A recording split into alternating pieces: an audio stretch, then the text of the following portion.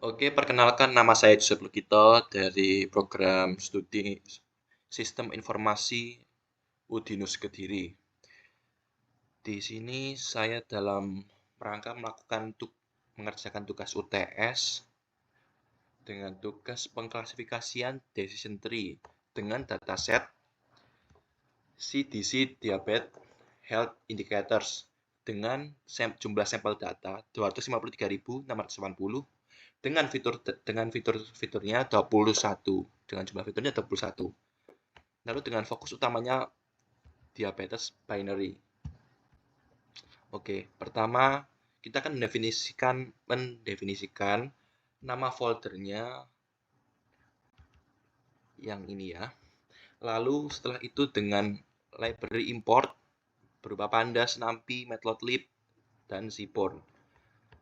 Setelah itu kita akan melakukan baca dataset dari folder Google Drive dengan file ini ya, dengan separator koma dan NA values tanda tanya. Oke, coba kita cari untuk separatornya koma ya. Jadi kita perbesar ini ya, separatornya koma. Lalu untuk NA values-nya tanda tanya. Oke, kita akan cari. Oke, tidak ada ya. Lalu ini contoh sedikitnya sampel datanya. Lalu kita akan masuk ke tahap selanjutnya, baca informasi dataset dengan jumlah sampel data 253.680 dengan tipe data float. Lalu selanjutnya baca informasi missing value-nya. Di sini kita akan menghitung jumlah missing value per kolom. Di sini kita perhatikan lagi ya, karena di sini jumlah missing value-nya tidak ada, jadi secara otomatis di sini juga pun akan dari otomatis 0 karena tidak ada missing values-nya. Lalu dihitung persentase missing value pun akan begitu juga karena tidak adanya missing value-nya. Jadi di sini akan menjadi 0%. Oke, kita akan lanjutkan ke unit 2, menelaah data. Yaitu yang selanjutnya analisis deskriptif numerik. Yang di sini yang pertama akan mendeskripsikan data yang berupa numerik. Seperti menyebutkan count, min, STD, min, 25%, 50%, 75%, dan max-nya. Lalu kita akan masuk ke analisis deskriptif objek. Mengapa di sini kita tidak mengeran? Karena di sini karena tipe datanya itu numerik. Lalu kita masuk ke distribusi target variabel. Di distribusi target variabel ini itu gambaran tabel persebaran target yang bertipe data float. Lalu masuk ke visualisasi distribusi numerik. Di sini akan menampilkan histogram untuk variabel numeriknya seperti diabetes binary, HbP, HiCool, check, BMI, dan lain-lainnya. Lalu selanjutnya kita masuk ke bar plot kategorial. Karena kita di sini tak menggunakan data bertipe kategorial, maka tidak dapat dimunculkan. Lalu selanjutnya kita akan ke analisis korelasi.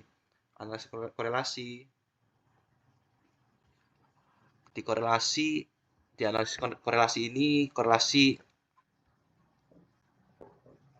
antara variabel numerik. Jadi kurang lebih gambarannya korelasinya seperti ini. Ya. Lalu masuk ke selanjutnya. Analisis hubungan numerik dengan target variabel. Box plot numerik yang dibandingkan dengan fitur target yang ada. Contohnya, misal diabetes binary versus diabetes binary, yang satunya berperan sebagai fitur targetnya yang ada. Kalau yang di bawah misal fitur targetnya high BP, lalu dibandingkan dengan diabetes mellitusnya sendiri. Lalu selanjutnya juga pun seperti gitu. Ya.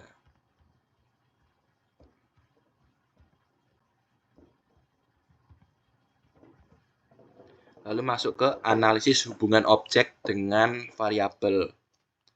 Karena tidak ada objek numerik, jadi ya seperti yang di atas tidak akan ditampilkan. Lalu masuk ke identifikasi outlier. Boxplot untuk mengidentifikasikan outlier pada variabel numerik untuk menampilkan data per fitur. Jadi ini tuh pada bagian outliernya di sini. Contohnya bagiannya BMI. Nilai tertingginya di luar itu 40. Dan yang terkecil itu 10. Untuk kuartal pertamanya, yang ini. Lalu yang kedua itu median. Lalu kuartal ketiga, lalu ini ke kuartal yang ketiga. Lalu masuk ke yang outlier. Yang outlier itu ini jadi ya yang ini outlier.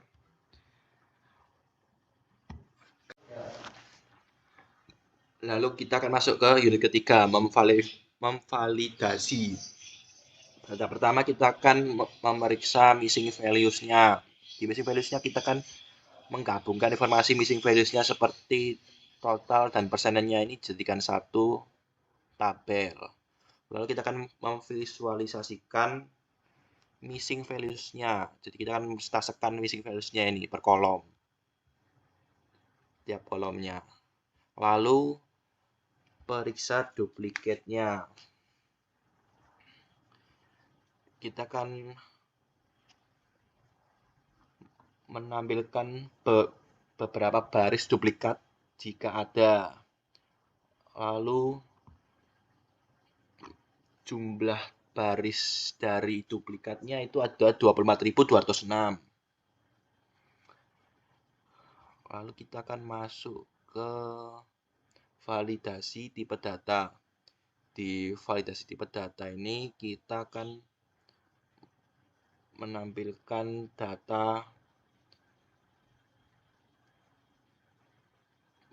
tipe data sesuai kolomnya. Lalu kita akan menampilkan lalu di sini kita tidak akan menampilkan data yang non numerik karena semua itu data yang kita miliki itu numerik. Lalu masuk ke validasi nilai range ya. Untuk memeriksa range nilai pada kolom numeriknya, misal kita range nilai untuk diabetes binary minimumnya 0, lalu maksimumnya 1, lalu seterusnya di high BP, di high, dicek, dan BMI dan selanjutnya. Lalu kita masuk ke unit 5, membersihkan data. Pada unit 5 kita masuk ke menangani missing values-nya. Jadi di missing values-nya ini kita akan menangani sebelum melakukan pembersihannya dan sesudah pembersihannya. Jadi seperti ini. Ini sesudah dibersihkan, lalu ini yang sebelumnya dibersihkan. Lalu masuk ke menangani duplikat. Di sini jumlah baris yang duplikat ada 24.206. Lalu jumlah baris setelah menghapus duplikatnya itu ada 229.474. Lalu di DF info ini akan menampilkan data setelah dilakukan penghapusan duplikatnya. Tipe datanya float ya. Lalu validasi pembersihan. Di TF-head-nya, data head-nya itu menunjukkan setelah dihapusnya duplikasinya di tabel ini. Lalu kita masuk ke simpan data yang sudah bersih. Jadi ini menyimpan semua data yang sudah dibersihkan dari duplikasinya. Lalu kita masuk ke unit 6. Di unit 6 kita ini pertama akan mengecek kembali korelasinya. Kita akan memvisualisasikan korelasinya, korelasi heatmap-nya. Ya, seperti ini heatmap-nya. Setelah itu kita akan melakukan penghapusan bernilai konstan. Jadi kita akan menghapus nilai yang bernilai konstan. Lalu di TF-head-nya kita akan menampilkan data head-nya. Ya, seperti ini. Lalu masuk ke penghapusan fitur berkorelasi tinggi. Di sini kita akan mencari dan menghapus yang berkorelasi tinggi. Lalu kita akan drop fitur diabetes binary-nya.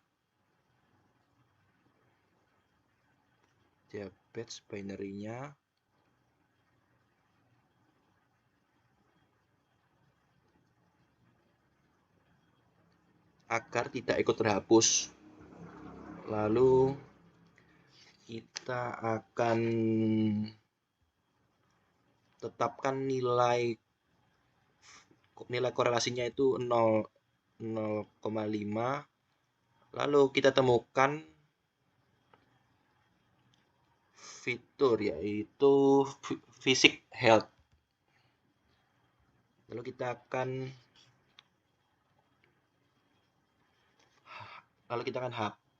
hapus.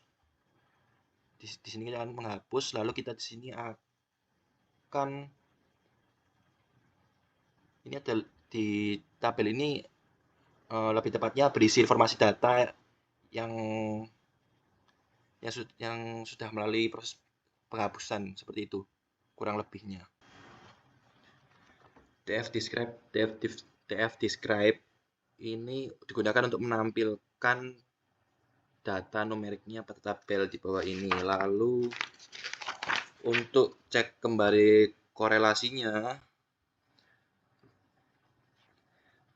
kita menampilkan lagi korelasi heatmap-nya setelah menghapus fitur korelasi heatmap-nya. Ini setelah korelasi heatmap-nya setelah dihapus fitur yang berkorelasi tingginya. Ya, kurang lebih seperti ini. Lalu kita masuk ke unit 7. Pada unit 7 membangun model. Di sini membagi data training menjadi data training dan data testing. Lalu menampilkan data training, jumlah sampel data training dan jumlah sampel data testingnya yang berjumlahkan 206.526 untuk sampel data training, lalu data testingnya berjumlah 22.948 sampel. Lalu untuk membangun dengan decision tree, di sini kita membuat model decision tree dengan parameter max depth, min sample split, lalu min sample lift, kriterian Gini, dan entropy.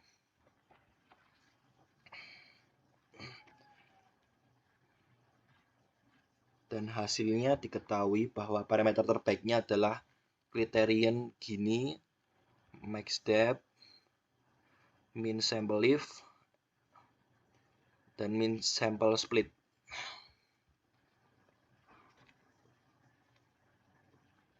Lalu masuk ke confusion matrix di sebelah kiri di aktual 0,0 dia penderita bukan penderita diabetes tapi tidak didiagnosa diabetes sejumlah 19.217. Lalu didiagnosa penderita penyakit diabetes didiagnosa tidak menderita penyakit diabetes sejumlah 3.170. Lalu yang tidak menderita diabetes didiagnosa diabetes sejumlah 221. Lalu penderita diabetes didiagnosa menderita diabetes sejumlah 340. Lalu masuk ke sini, di sini pemvisualisasian decision tree-nya. Lalu ke fitur importance-nya. Di sini visualisasi fitur terpentingnya dapat diketahui bahwa high BP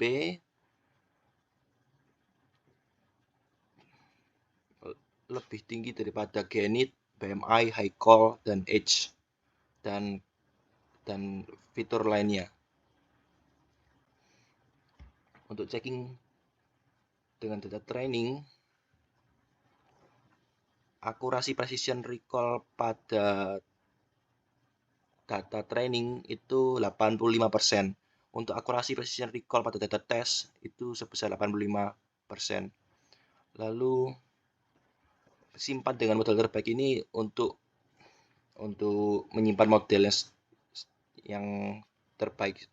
Lalu model tanpa optimasi ini decision tree jadi pemodelan tanpa decision tree.